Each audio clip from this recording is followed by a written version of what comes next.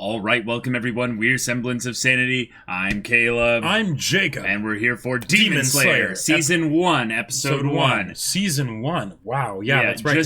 Just in case the show got ridiculously popular. No, there's no way. There were only like 3 people that recommended it to us. Yeah, that's right. And one 2 of them were like not even people that knew we had a YouTube channel. Exactly. They just ripped through the 5th dimension from a future time. We were like, react to Demon Slayer! And the other one was our mother. Yes, exactly. Yeah. In this show, it is probably going to have some demons. It's probably going to have some slaying, and because it's animated by the Beethoven themselves, Ufotable. It's going to look gorgeous, I'm guessing. I think we're fated to enjoy this series. Yeah. I have 0 doubts about that. Yeah. Let's see if they can top Unlimited Budget Works in this. I think they will, because if you think about it, that was 5 years ago. 5 years ago. 5 years ago. Like you can do a lot without even Kyokai having that much money. Zero. You know? That's how big of a difference it is. Y'all. Oh boy. Without further ado, let's get into this. Alright everyone, be sure to check out the reaction portion of the video in the description below, and then come back here for the discussion. Alright. Edge Slayer, Demon Slayer. What? No. Edges. Edge. My shirt is now black, because that's how things are. No, this is gonna be Demon great. Slayer. Yeah. This is actually gonna be surprisingly wholesome and positive. Right, exactly.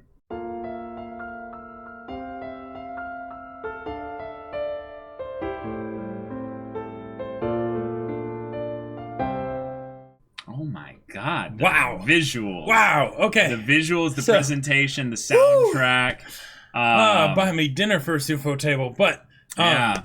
Jeez. And then that OP. That OP was amazing. Woo! All right, so one of the things that is absolutely amazing about Ufotable is, like, the 2 main things I would say is not actually their animation, but it's their art. Their art, like their background art and things like that. And then the way they incorporate CG into 2D. Yes. Right? I agree. It's amazing. Now, one of the things that in the OP that they showed, because Tanjiro seemed to have some kind of like water power or whatever, but I thought this was really interesting, and it was a really cool, like, different thing, is that normally I would expect in that kind of situation that it would be some kind of energy thing and they'd use CG for that, because Ufotable does that very well. Yeah. Instead, they made it look even more 2D and like almost like cell kind of animation style, like, okay. Looks so cool. It looks so good. Like the snow in the beginning and like the CG for like the footprints and everything. This is what 2019 gets you, Jacob, when it's Ufotable just flexing, you know? Wow. Casually. Wow. Okay. We have our shonen kind of, protagonist, Tanjiro. He is a good boy. Yes. He is a good boy. Yeah. Thank you for not making him super edgy. Yes, I'm going to get to that, but he has a lot of the things that I would say carry him into the typical kind of shonen protagonist. Definitely. But yes, let's bring that up. This is a family boy. This is a good boy. Yep. He is not against fighting to kill if it's to protect someone, though. What I like about this is that this is someone who I definitely could see killing people without without hesitation. Yeah. And the thing is, given certain circumstances. Right. And what I love about this is that now, because his motivations have been properly set up, because one of the potential issues when you deal with like a revenge story is that it is very selfish revenge, right? Sure. Because you're wanting to make yourself feel better because of someone that wronged you or something that wronged you, and so you go on this quest, right? Yeah. But when it's something where I've lost everything except for my sister. Right. I absolutely cannot lose her too. Yeah, it's not just revenge then. Right, exactly. You're doing it on behalf of someone else. And while I could definitely see him going to some places where he does some pretty crazy things in order to keep his sister safe, it comes from a sense of desperation, not retaliation. And I think that's very important. It'll definitely be both at certain points. Yeah, there will be for sure. Yeah. But like, he has multiple goals here, and this is something that I actually really like here, is that he's not just going to get revenge. He's also going to try and protect his sister. He's going to try to heal his sister. Right. He's also going to try and get stronger so that he can actually do something about all of this. So we've led into this, kind of first episode with my village was attacked by demons and my whole family was wiped out. Yeah. That's not new. But the fact that we got no time to get to know them. And yet it wasn't just I have the mom with the sideways ponytail, right? Yeah. It was I had the brothers and sisters. And I had a huge family. And even though it was something where we didn't get to know them very well, we still got those little bits of characterization from them before they died. Yep. So that there was this idea that there is a family dynamic that existed. Yeah, they had voice actors. They had right, exactly. So yeah, man. Yeah. So I definitely think that the first bit kind of being rather predictable is not a negative against the show. Yeah. I would say that the huge positive in the story, though, going here is that we have multiple contradictions being set up. One, that this show is called Demon Slayer. Right.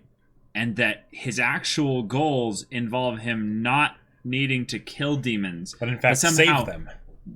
Or saving one demon. Yeah. Finding a way through the demons in order to find a way to actually, be able to heal her. Which... I don't think you can do that if you're killing demons. This isn't I need you to collect 100 soul gems in order to create a perfect, right. Whatever. Yeah. No. So how is that going to work? We don't know the mechanics of that. We're going to have to actually figure that out. That'll be part of the world building, the story. The OP tells us that we're going to get a motley crew of characters, as any kind of, shonen would. Yeah. They look ridiculous and like and the hilarious. boar head guy. Like, yeah, what? Like, okay, all right, okay, sure. And whatever. On the topic of character designs, this is something that I thought was really cool. Yeah, because there were a lot of things in this that were very much setting it up for the traditional kind of shonen, shonen revenge story, or at least just the, a particular type of story, especially with the name Demon Slayer, right? Yeah, and they do something a bit different. So one of the things that this made me think of a lot was Attack on Titan, right? Okay. With the, my family's dead, blah, blah, blah, by these monsters. I have to, betray them, and then I have a fair-skinned, dark-haired, younger sister sort of that is also a badass, right? But they had the main character have the haircutting trope. Right? Of the loss of innocence, right? Yeah, I saw that. That's something that I really appreciate because it's the idea that he can't go back anymore, right? He cannot go back to the way things were. Yeah. And now there's a blink if you miss it scene too. Yep. Yeah. But oh man, so the Gyu Tomioka guy when he went to go and kill his sister, Kill his sister, he nearly cut off the other guy's head, but he pulled it up and just ended up cutting off a bunch of his hair there. Yeah. Okay. Tanjiro, main character-wise, characterized sufficiently. Yep. I like him. Yeah. I think they did the job well in making sure that you like him right up front.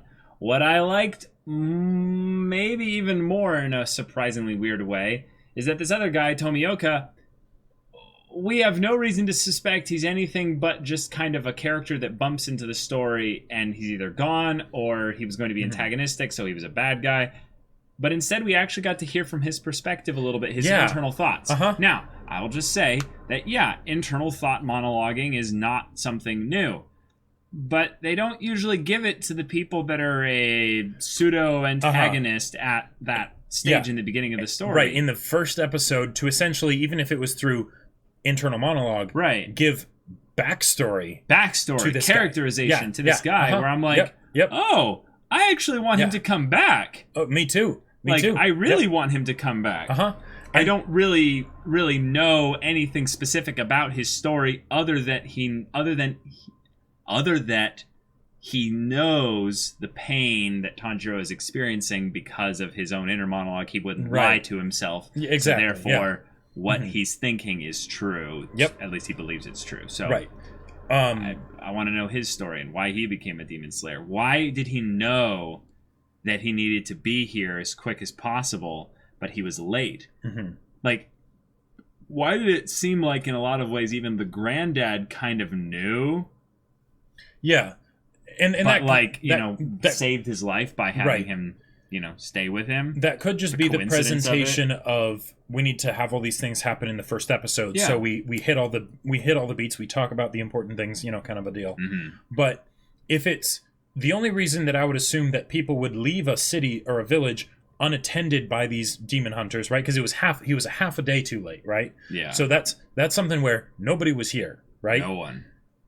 If these demons attack are just a constant thing, you would think there would be at least one person perpetually stationed there that doesn't ever leave, right? Yeah. But then maybe it was like that and he left and there was some reason for it, right? In which case, what's that reason? It must have been a pretty strong one in order for him to leave this village unprotected for a while. Yeah. So things like that. There's a possibility that one of the demon slayers that, was present here is someone that we might have even been getting a little bit of hinting at, in that he might have demon slayer stuff in his family past. Oh, sure, with the mysterious dad that's gone, yeah. Well, I wasn't thinking about the dad because he wasn't even brought up, really. Oh, yeah. He was just, shown in, a picture or something. Yeah. But the grandma kind of talking to him about this stuff when he was a kid. Oh, yeah. Yeah. And just the idea that the granddad is the one that knows about all this stuff and talks about the demon slayers. Sure, yeah. And yet his wife and, Tanjiro's grandma is just not there. Yeah, That seems a little bit, One of the other things that I absolutely love about this is that, because I feel like the shows that I was thinking about while watching this was mainly Attack on Titan and then Fate, right? Because, it's, but one of the things that I loved here is that they basically gave the main character the I must protect, right? Yes. Motivation, which is very common, and it can be very strong, but in a very personal way. I must protect my sister, right? Mm-hmm. So there's a lot more weight behind it. But then they also opened up the possibility for the revenge, right? Because I need to find the demon that killed my family, while also protecting my sister. Right. So it's this, and in a lot of ways, it might be because I need to meet these demons in order to figure out if there's a way I can heal them, right? Mm-hmm. So it's this wonderful juxtaposition between various very strong motivations for our main character, which is fantastic because then there are so many different ways they can take it. Yeah. One of the reasons that I feel like the shonen protagonist can get kind of dull if it's not done with the amount of fire and passion necessary in order to make it work is because it can feel very familiar, right? It's we know this, we've seen it before. Where are there going to be any surprises, right? Yeah. Or is it just going to be something where we're swept up and taken aback by how well it's executed, right? Yeah, I think it's going to be mostly in terms of execution. Mm-hmm. I'd say that there's certain things like him saying you need to go to find Sakonji Urukodaki at the foot of Mount Sagari, and I'm like, so you can start your training. Yeah, classic, giving of the beginning quest for the hero. Yeah. Right. But I'm really excited to see how the emotional stakes can be played with here because, well, one, he's going to have to take his sister with him, right? Everywhere he goes. Everywhere, which means she will potentially constantly be, her safety... Her safety will be potentially threatened. Right, that source of stress for him, but also an actual interesting bit of conflict and interaction. Seeing how other people potentially treat a sister, because this is one person who had a similar experience in his past, so he was fairly understanding. But with other people, like if he goes to some, sort of school training thing or whatever with these other characters that were shown in the OP, that could be a very, very much a point of conflict for the other characters. Now, they might not necessarily know because she has the thing in her mouth, but that's a good point. That's a good point. That might be there more so for her to, not fang out basically, but it could be a thing of where people will be like, oh, your cute little sister, she's great. Mm-hmm. There's nothing about her that identifies her specifically as a... I don't know why she has this thing there. Okay, whatever, we constantly have to have her wearing a thick hooded cloak over her. So right. When she's out during the daytime, She talks too much, so I just I did that to keep her quiet for a bit. Okay. It's like a Binky, but for a demon sister, She's teething right now. She's teething right now. But yeah, the idea of she can't be out in the sunlight. It's like, okay, what does that mean? So are these demons like vampires or something, basically? And then the fact that she got demon blood inside of her. That means that the demon was wounded somehow? Oh. Because that wouldn't normally happen. Oh, wait, let's actually get into this a little bit. What if she was intentionally made into a demon? Okay. Let's actually go into this a little bit, because if the demons can only procreate via this method, then if any of the demons have like a little bit of like a hey, I'm a propagator of the species. Yes, which is one of the most common instincts creatures can have. Yeah, exactly. What is the reason as to why they didn't do it with all of them? Sure. Right? Well, one reason could be that they wanted to have no trail, right? They didn't expect someone to be able to smell that there was another scent there, so they kill everybody and turn one of them into a demon so that it's, this person was a demon, blah, blah, blah, blah. I have an idea that what it is that they were leaving food for the new demon. Oh, boy. And so they can grow big and strong. In order for them to grow up and be a good, big, strong demon, you can't have them all fighting over food and then ruining their presence in the town. Yeah, it then would lead a bigger trail. But I think it was actually a little bit more of a horrifying thing of where, Nezuko might have been leaning over her sibling not to protect her, but because she maybe had already been turned into a demon, and I don't think that's... You don't think that happened? No, because he thought about that, right? He was like, no, she was there, to protect her. There was no blood on her hands or anything like that, Yeah, I'm not meaning that she killed anyone, but I'm meaning like that she was about to, and just passed out from the shock of it all, basically. But yeah, I think the bigger thing was that no, she's fine. Once she was picked up and dragged all the way over there by Tanjiro, then she has her fang out moment and turns into a demon. Which, by the way, the little clever directing kind of cinematography thing of having him sweep the area, like where is she, and having him unfocused kind of look past her and then swivel back really quickly with the focus, and she kind of shifts in. It looked like a horror movie. Like the way she was just kind of like hanging there. It almost looked like she was floating. It was freaky. One of the things that I also love about how they set this up here is that it's a way for the main characters, because I'm guessing these two are our main cast at this point, right? Yeah. To basically cover each other's backs. Right, because we now know that Sheik has enough willpower to protect him. Exactly. And that shot of her standing over him and being like, don't you come any closer, that was fantastic. And the idea that basically there will be points where, because it almost feels kind of like Heroes with the one of us, one of them kind of a thing, where if he gets to the point where he's a demon slayer and all that stuff, and he's trained to be able to fight and all that stuff, right? Which he will, then he'll be able to, protect her in a lot of ways, but then she will also be able to protect him, and there could be all kinds of crazy things where it's also who they have to protect each other from, right? Yeah. Because anytime you get into something like this, because this is basically like some sort of zombie apocalypse whatever type deal with how it spreads, and also potentially that someone might be a demon and you might not know it, right? Because there was the thing that was brought up of no, she can't have been a demon, she's been a human her whole life, right? He went through that thought process. Yeah. But the idea that there could be someone in, who knows who's a demon, right? Now, if apparently they have trouble being in the sunlight, that could be one thing, but the idea that the way humans can cannibalize each other when their survival is threatened. Yeah. So you're right. I can see something it's a good theme to where, look about where going forward. As much as protecting her from the demons, he's protecting her from the humans, and then there could be a point where she has to protect him from the demons. Or the humans. Or the humans, or both, right? And it's great. I love how they're doing that, because then it's not just a one-way set of motivations and impetus in the story. So, yeah. Yeah. So that's Demon Slayer, y'all. Yep. First episode premiere, rather good. There were a little bit of hints here and there for some fun stuff in the future that they can capitalize on, and then the OP showed us there's a lot more that we have yet to see, so looking forward to that. And UFO table once more. UFO table. Thank you. Why delightful. I mean, not that I ever did doubt you, but 5 years difference between this and UBW, sexy. That opening shot, that cold open, pun very much intended, was just Excellent. Sublime. Yep. So y'all, thank you so much for watching this episode's reaction and discussion. If you want to see the next episode's reaction and discussion right now, though, go check out the link in the description below for our Patreon. You can get on early access there. You can watch full-length reactions there. And all this comes with Discord access, so you can chat with us about these stories, about anime in general. You can get involved with the community there. Lots of fun stuff going on. And you can talk with Jacob about the book that he wrote. That's right. I wrote a sci-fi novel. It's available on Amazon. It's called Battle Lines. It's awesome, and it's in hardcover and ebook, so whichever works best for you, you can do that.